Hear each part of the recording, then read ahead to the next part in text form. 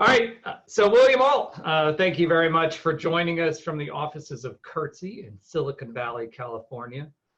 If you could, just tell us a little bit about yourself to open it up and tell us a little bit about your experience.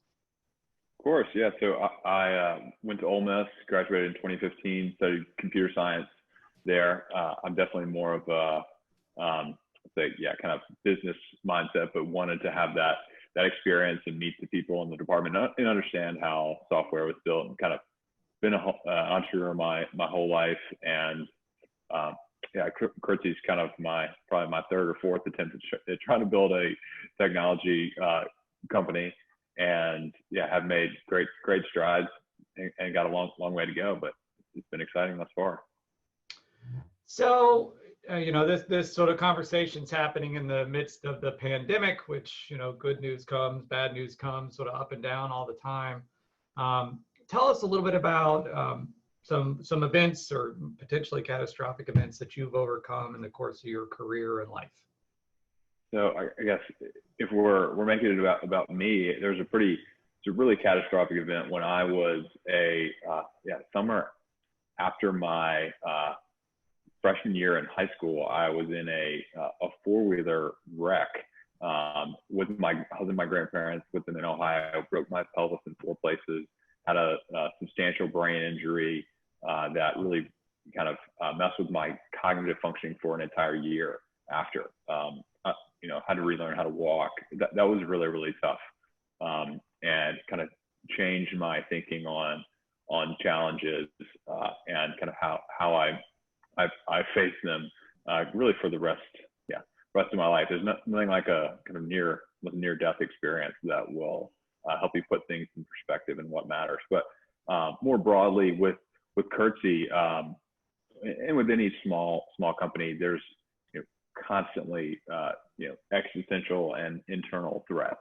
One of the up and downs of business are especially with a small company, are always there. So half the battle is maintaining good relationships with your co-founders, as well as not trying to focus too much on competitors and worrying that your great feature that makes you different and unique is just going to be copied by your competitors, and then only find out your competitors have no idea who you are, and they've been thinking about this for years prior.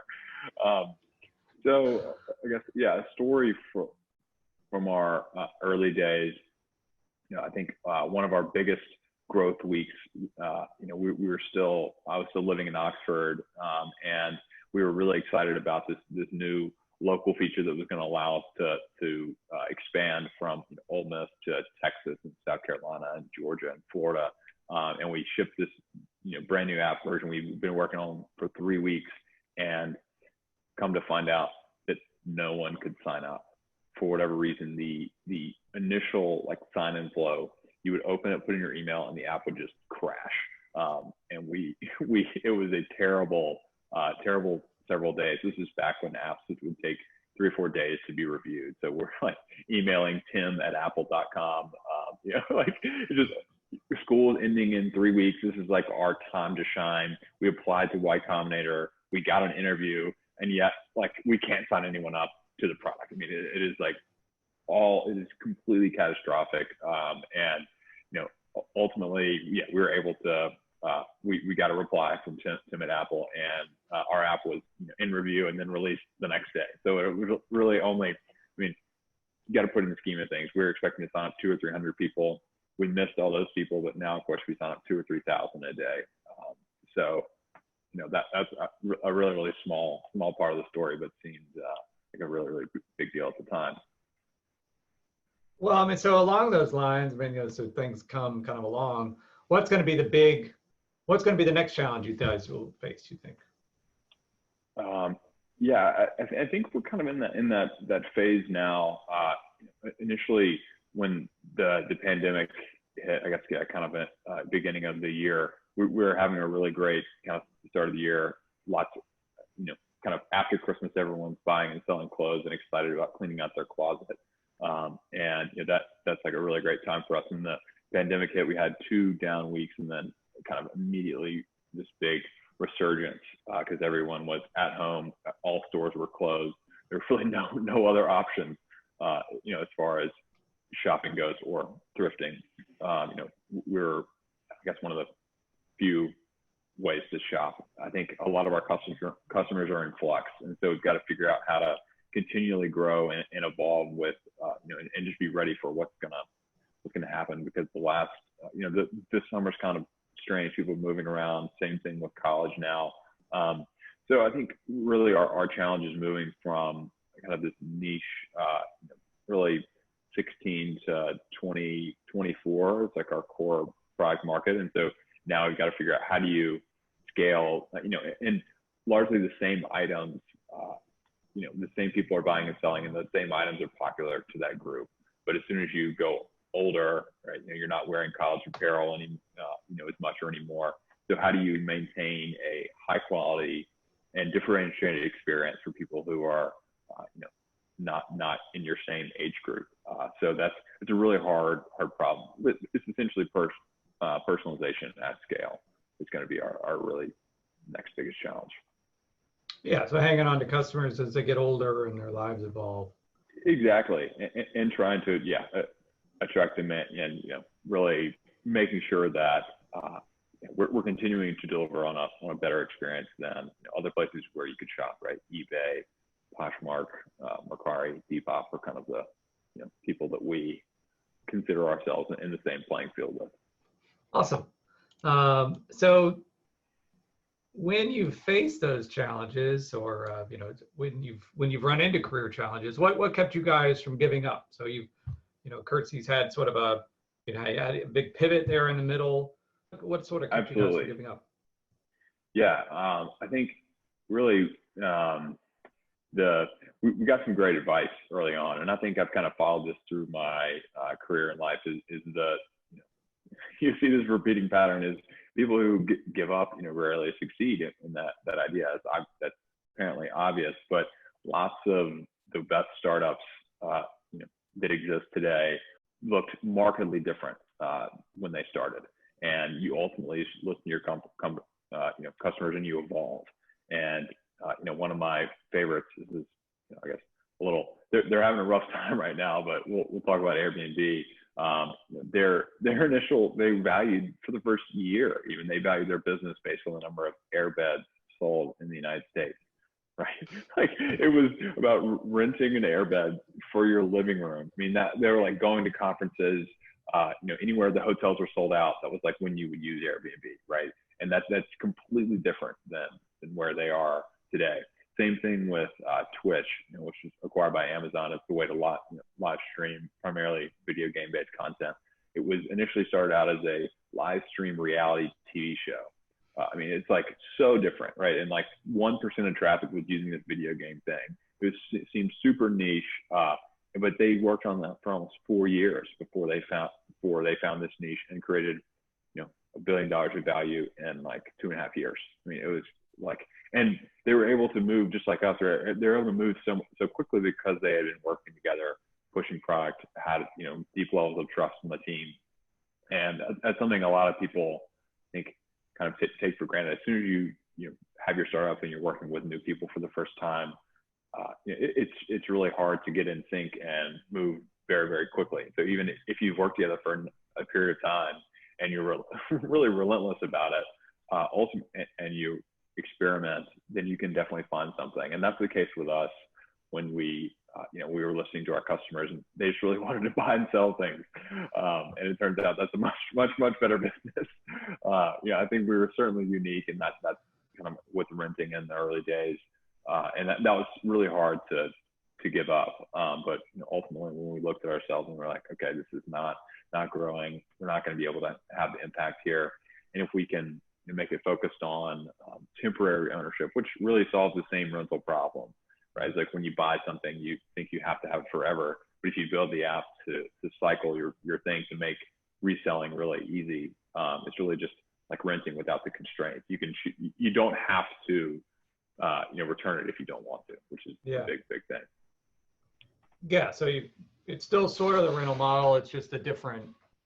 Yeah, who has the capital? It's a little different. It's optional, right? It's if you want. I mean, this is very common. If you buy a popular item on Curtsy, you can wear it, keep it for 3 weeks, a month, and then, one tap, just push resale. And then instantly all the people who looked at it before will get a notification that, this item is now for sale again if you want it, right? So you have, almost like a built-in kind of marketing loop there, which is really powerful. Awesome. So who would you consider a mentor, and how did this person help you prepare for some of these challenges? Yeah, I think I have a couple mentors, and I think it's important, especially with mentors and advisors, is there's like a kind of specific pieces, bits of value you can get from different people at different times. And so I think it's often people kind of want to approach it as this formal process, but the people that we've gotten, that I've gotten a lot of value from, are in the early days.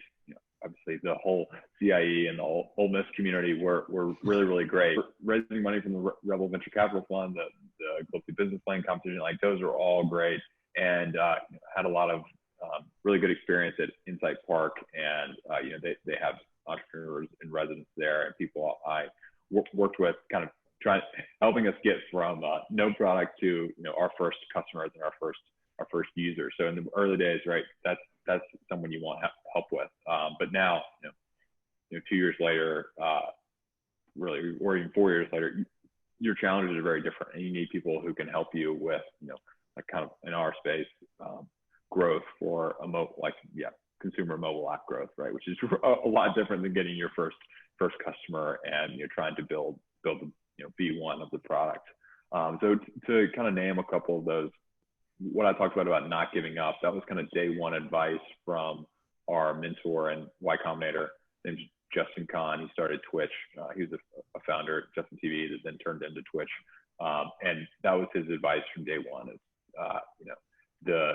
the people that I see that are successful, and the reason that that I was successful is I literally just didn't give up. And, that's kind of the difference, is when something's not working, do you either call it quits, or do you continue to try to make something work and figure it out, right? It's like, don't spend near as much money, approach things with a degree of skepticism. And we were fortunate, we didn't have a lot of money in the bank. We decided to pivot, but we had enough, to not there to reduce our salaries a whole lot and say, all right, we think we can make a go out of this, and still be able to raise money and build a good business. And we've fortunately been able to do that. Awesome. So, what should college students do at their age to be prepared with a more entrepreneurial mindset, right? So we're in a recession. We're going to try to grow our way out of recession. Your favorite one, Airbnb, started during the last major recession we had, and sort of ramped up through the growth phase. So we're really hoping that people can come out of college and come into the workforce prepared to help grow something and be flexible about it. So what should they learn? Yeah, I mean, I think college is just such a great place to experiment and meet people. I think there's very few. I think it's kind of two parts. There's obviously learning that you can get in the classroom, but some of that's not for everyone. I mean, I made some of my best friends in college and learned a lot of really valuable lessons. Co-founder of Curtsy was a computer science student with me, Eli Allen, and we spent many a night programming late into the night in the computer science lab, we formed a friendship that way, and worked on many projects that didn't go anywhere, but were all great ideas at the time, that really set the foundation. So my kind of suggestion for people to get the most out of college is, think about the amount of time you have and the freedom, and try to build relationships outside of just the college ecosystem. Meet people in the local Oxford community. Those are all people, at least for me, investors in Curtsy, and help me realize the world is a little bigger than kind of this insulated environment. And I think it's a really good time to be in college, and it's important that students go out and build things and try to, the safety net is really big when you're there. You have a lot of time, and there's really no other better way to learn and experiment than when you're in school, I think. Awesome. Thank you, William. Of course.